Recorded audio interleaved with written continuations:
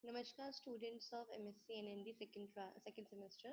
Today's session topic of your course Applied Food Science is characterization of new product. So as we have discussed in a previous session about what is new product development, and now we will discuss what are the characterizations or what how you can characterize or how you can identify that this product is comes under the new food product. So there are few point in your characterization. The first point is your an active product owner.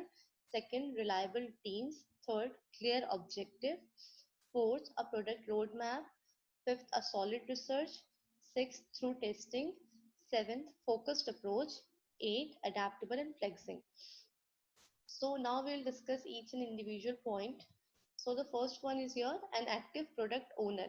ठीक है, active product owner का मतलब क्या है आपका कि आपका food product वो सक्सेस है जिसका कोई एक ओनर है जो बहुत एक्टिव है उसको परचेज करने के लिए। ठीक है, उस ओनर के अंदर एक तो प्राइड होनी चाहिए, प्राइड ऑफ ओनरशिप होनी चाहिए, अटेंशन होनी चाहिए, उसको अटेंटिव होना चाहिए टुवर्ड्स द डीलिंग।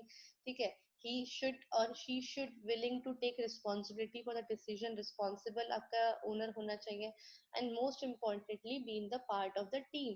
तो आपके जो इफेक्टिव ओनर्स होंगे वो एनपीडी प्रोसेस को, जो भी आपका न्यू प्रोडक्ट डेवलपमेंट का प्रोसेस है, उसको as a collaborative as a successful terms में देखेंगे। ठीक है, so this is your one first point. The second is the reliable teams. मतलब कि जब भी आपका एनपीडी आपका जब भी हो रहा है, जब आपका न्यू फूड प्रोडक्ट बन रहा है, तो आपके जो टीम्स, मतलब अब ये सिर्फ एक अकेले सिंगल पर्सन का काम तो है नहीं, इसमें आपको नंबर ऑफ टीम्स चाहिए। ठीक है, कोई टीम आपको साइंटिफिक टीम चाहिए, कहीं आपको सेंसरी टीम चाहिए। ठीक है, तो जितनी भी टीम्स आपकी हैं वो एक दूसरे के साथ रिलायबल होनी चाहिए, एक दूसरे के साथ कोऑपरेटिव होनी चाहिए। ठीक है, जजिंग नहीं होनी चाहिए, और जिससे कि काम आपका डिफिकल्ट ना हो, इसलिए जजिंग और इल बिहेवियर और नेगेटिव एटीट्यूड नहीं होना चाहिए। So the team should be reliable. The third point is your clear objective. मतलब अगर आप कुछ भी एक आपका न्यू प्रोडक्ट डेवलपमेंट भी है तो it's a sort of research. ठीक है, एक टाइप की वो रिसर्च ही है कि अगर आप कोई नई चीज मार्केट में लॉन्च कर रहे हो, बना रहे हो, तो किसी भी रिसर्च से पहले उसका एक ऑब्जेक्टिव होना चाहिए, and the objective must be clear and concise. ठीक है, एक क्लियर फॉर्म में, कंसाइज फॉर्म में आपका ऑब्जेक्टिव होना चाहिए। Objective must be design at first so that NPD can be occur accurately. हम ऑब्जेक्टिव क्यों बनाते हैं?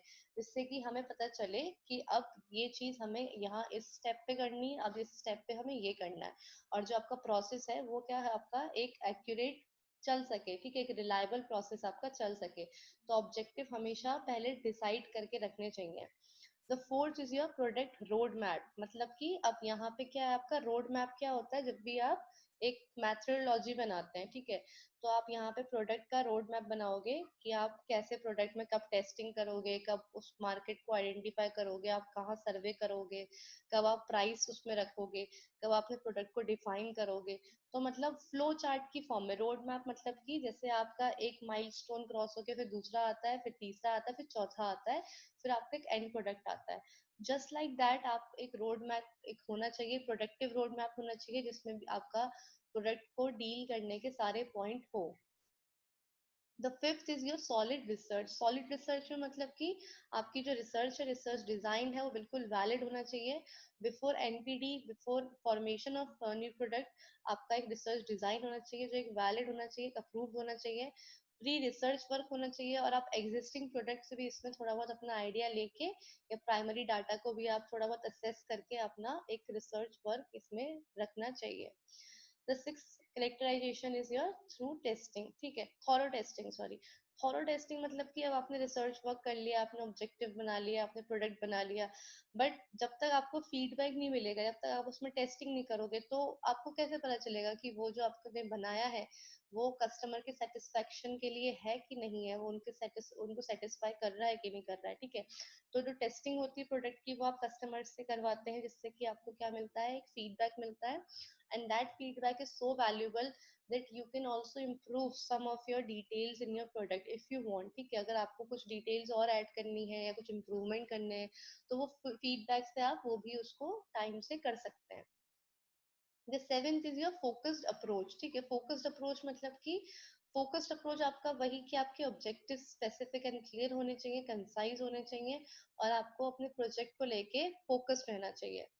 And the last point is your adaptable and flexible. Adaptable मतलब कि टाइम पीरियड के साथ, ड्यूरेशन के साथ, ठीक है, सेल्स के साथ, और यू कैन से प्राइस के साथ आपका जो प्रोडक्ट है वो अडेप्टेबल होना चाहिए। मतलब किसी भी चीज को अडेप्ट करने की उसके अंदर क्षमता होनी चाहिए, पॉसिबिलिटी होनी चाहिए।